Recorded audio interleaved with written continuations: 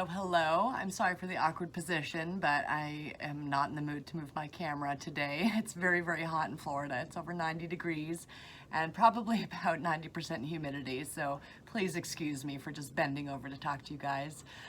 In this video, I think it's time that we repot my Albo Syngonium. I received this from a plant purge, and it was growing from a cutting clearly, but the roots were going down into the soil perpendicular to the stem. So I essentially put this guy in a small little 4-inch terracotta pot because that's actually all I had at the time, and put a little landscaping stake to keep it upright, and this guy has absolutely taken off. You can see here is where I initially did the clip when I first got it, and look how much growth it has put on since and how many more leaves have unfurled. Look at that, isn't that incredible? So I think this guy has proven that it will be a survivor, and we will go ahead and repot this this girl into a 6-inch pot and let her continue growing and living her best life. So here we go.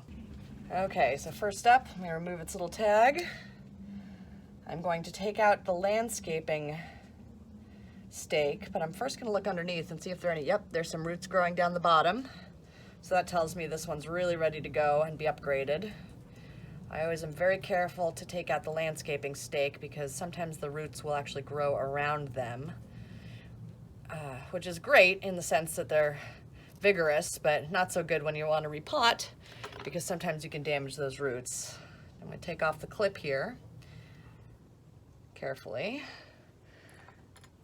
Now look at all these aerial roots. Holy cow, it's been humid here, but I mean, they are ready to, I think, anchor into a pot and help stabilize this girl. All right, I'm gonna hold down where that landscaping clip was just to make sure she doesn't flop over and rip the roots. And I'm gonna, oop, there she goes. Let's give her some support. Take out the little chopstick I had. I'm gonna hold it down, try to get rid of some of that soil. I do not wanna rip her out of this pot.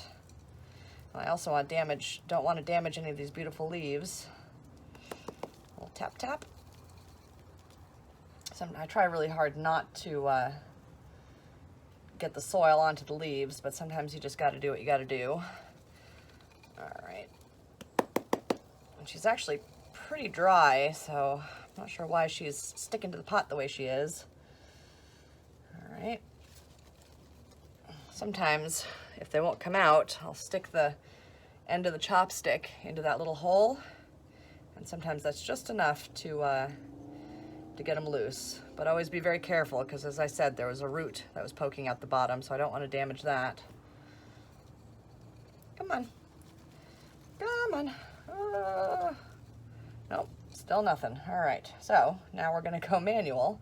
I see what's happened here. I must have been out of potting soil or something because it seems like I used a lot of sphagnum moss to put this girl in her pot. So I don't want to rip those out. So what I'm going to do instead is I'm going to take a little chopstick and just go around the edge to hopefully get loose the sphagnum moss without damaging any of these roots. Very carefully here. And I could probably stand to give this girl a little haircut, but you know what? I want to get her settled into her pot first before I go ahead and do that. Let's see if I can get underneath her here. Okay. All right, let's see if this works now.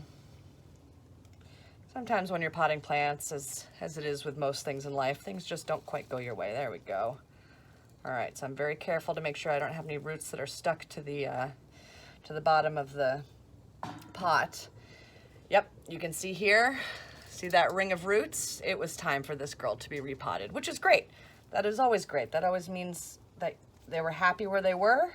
They've now just graduated, and it's time to move on to bigger and better. So I am fine with that. Now the challenge for me here is going to be the fact that I use sphagnum moss as I guess a top dressing, which I'm not quite sure why I did that. It may have been because of the way she was growing.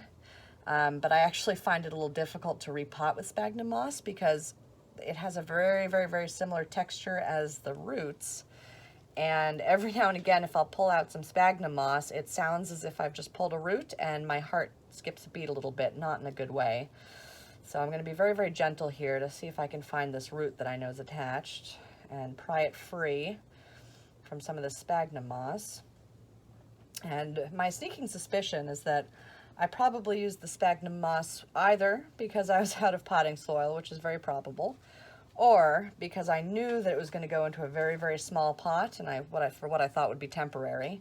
And in order for it to not lose as much moisture as quickly, because of it being in a smaller pot, I may have added that sphagnum moss just to keep the soil more moist. So now it probably wouldn't hurt this one, since the majority of the root is in fact loose at the bottom, to go ahead and keep the sphagnum moss kind of root ball on it that I've got going on here.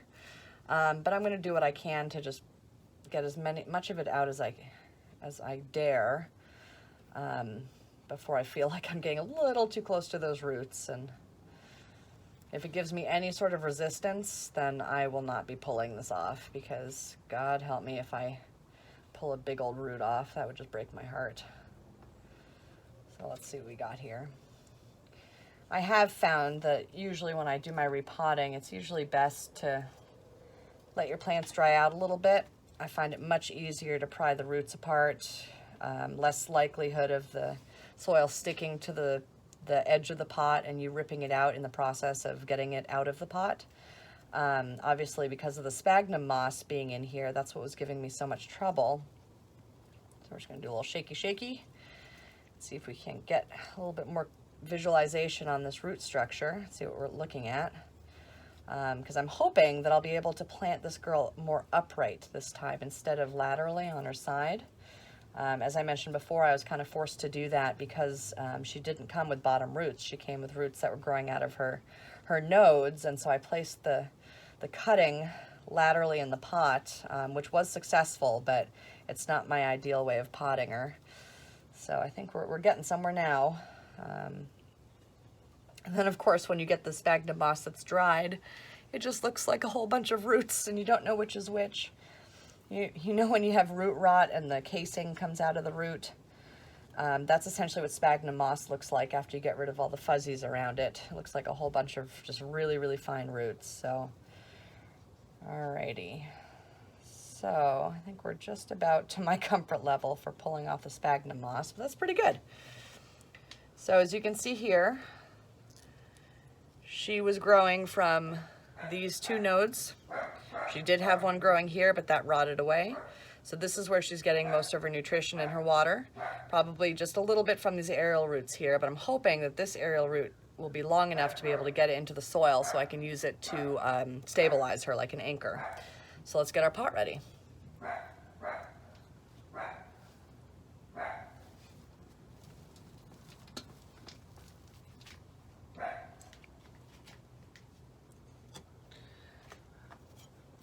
Okay, so the mixture that I'm using for her today is probably about 30-40% soil, good quality potting mix, with probably 20 to 30% bark and about 10 or 20% of perlite. I want to make sure that she gets enough moisture.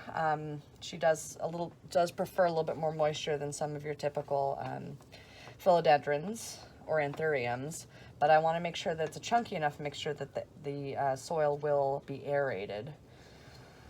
So I'm actually going to pull out some of the soil because I forgot I've got to put those big old roots in there, which is great. Okay, let's see, how do we want to orient her? So I think this time around I'm going to try to go a little bit more vertical since she does have such a nice root structure. I will be using that chopstick again or that little stake to prop her up. But let's prop her up like that, let's say. And I'm going to go ahead and cover her and get those roots nice and submerged. And hopefully I'll be able to, when I'm done or nearly done, get that little aerial root that's growing quite vigorously down into the soil, or maybe it'll find it on its own. To give it an additional anchor point so she's more stable. Okay. So let's give it a little shake, let the soil settle. All right, make sure that she's happy in there. All right, a little bit more soil there. Okay, a little bit more there. All right, I'm pretty happy with that. Let's find our, I'm gonna go ahead and use that landscaping stake once again. Actually, you know what? I'm not gonna use the landscaping stake. I'm gonna go ahead and just use the regular stake first. And put her, I always put her on the side she wants to lean towards, to give her a little bit of support there, rather than her pulling against the clip. I want her to lean into the clip, if that makes sense. So we're gonna put it a little closer to the base here. That's it. Something broke. Oh, good. It was just my stake. We're okay with that as long as it's not the stem. Okay, and we've got a nice little aerial root here, so we're gonna wrap that just on the other side of the stake, like so. And I think that's good to go. Now I'm just gonna use my clip that I had and clip her comfortably onto this chopstick. Just be careful of those aerial roots, because my goodness, they are fragile.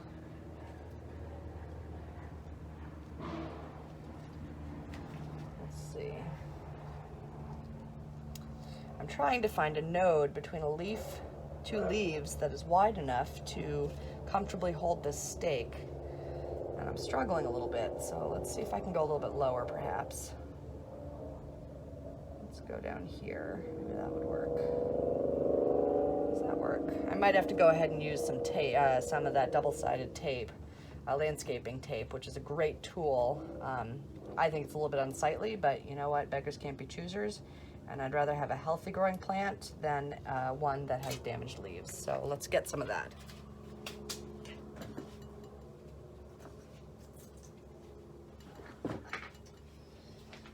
So this tape, it actually adheres to itself. It is extremely inexpensive. I think I got 25 feet for something like $5 and change.